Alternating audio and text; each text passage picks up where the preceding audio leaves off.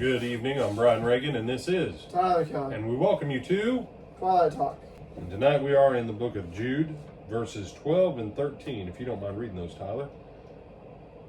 These are spots in your love feasts. While they feast with you without fear, serving only themselves, they are clouds without water, carried about by the winds, like autumn trees without fruit, twice dead, pulled up by the roots. Raging waves of the sea, foaming up their own shame, wandering stars for whom is reserved the blackness of darkness forever. All right. These. Who are these? The same these in verse 10, also called the them in verse 11. The these of verse 8. And all these theses and thems are the ones in verse 4. This is part of their creeping in unnoticed or unawares. And what's he say here? They are spots, they are blemishes in your love feast, in your fellowship meals together. They feast without fear, serving themselves. Let me say, you mean they fix their own plate, brother? No, that's not what we're talking about. This would be what we would commonly call a sociopath. Some of them would even be psychopaths. That the church is a place where they can come and they can achieve their own ends, but it's a safe place for them to be that way. A fellowship meal is a good place for them to politic, to network, to try and consolidate their power and whatever with their ego, to try and garner and win people to their side for whatever purpose they have, and ultimately their purpose we've already been talking about. But they do it with smiles and frequently they're very polite. As Tyler and I've talked before, it'd be nice if they came in with nice fluorescent bright shirts that says, "Hi, I'm a false teacher, I'm here to damn your soul." But that's not how they come in. And oddly enough, and I don't know if you've ever noticed this, Tyler, the person who contends for the faith, often the ones who crept in unawares, the unawares people convince everyone that the one who's contending for the faith is not like Jesus because they're contending so ferociously. But as you start to look across their life, they are clouds without water. Nothing like being in the middle of a drought and clouds coming and no rain. Autumn trees without fruit. And not only do they not have fruit, but they're now twice dead because now they're pulled up by the roots. There's nothing fruit-wise coming off of them.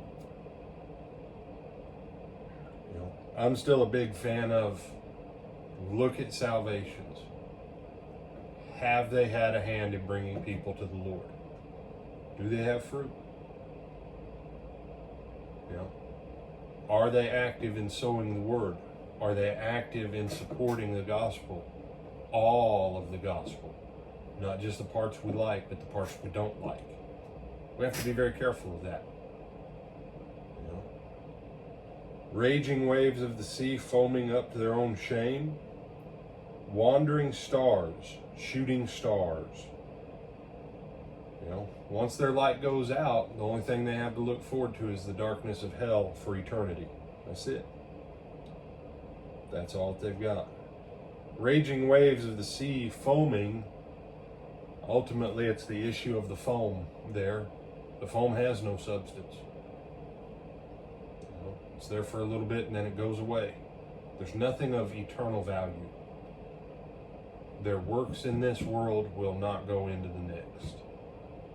And so we have to be careful of them. Tyler, do you have some thoughts on this? Yes, sir. You sure? Yes, sir. Okay. You say, brother, this sounds kind of rough. It is. It is.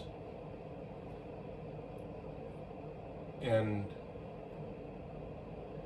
I'll say this, in the church, we have to be triple, quadruple careful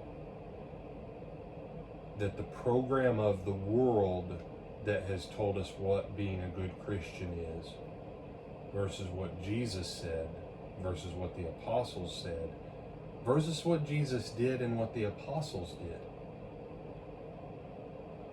When people say to me, Brother Brian, Jesus connected with everyone and Jesus never really had a lot of strife with hardly anyone, I'm like, have you read the book?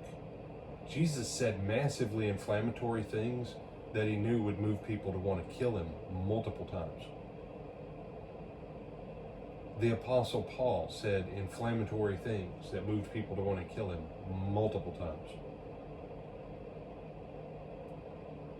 The bigger issue here, now here's what it comes down to. The real question is your primary goal to please God and make God happy, or is your primary goal to please men and make men happy? That's really kind of the watershed point. Who is the primary one that you want to please and be happy with you? And false teachers, their first question is, how can I get more people to like me and love me? So tomorrow night we'll deal with verses 14 and 15 with some very strong words from God about the fate of these people. I'm Brian Reagan, this is Tyler Coe, and Lord willing, we'll see you tomorrow night.